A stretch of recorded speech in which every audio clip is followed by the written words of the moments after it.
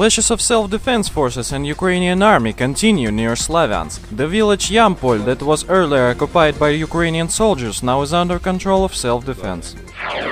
The 5-year-old kid who has been wounded during the shelling of Slavyansk by Ukrainian army died at the hospital. The doctors were trying to save the life of young Arseny for more than 5 hours. He was hospitalized with numerous missile wounds. Ombudsman for Children's Rights in the Russian Federation, Pavel Astahov, said that it was the 5th officially registered case when the child died as a result of Kyiv military operation on east of Ukraine.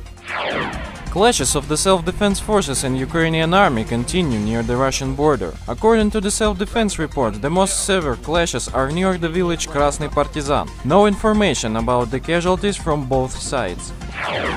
The representative of press service of Lugansk People's Republic informed about the 3-kilometer-long tail of refugees near the checkpoint Izvarina. People want to leave Ukraine. Recall that as of June 20, more than 40,000 of refugees moved from Ukrainian to Rostov region.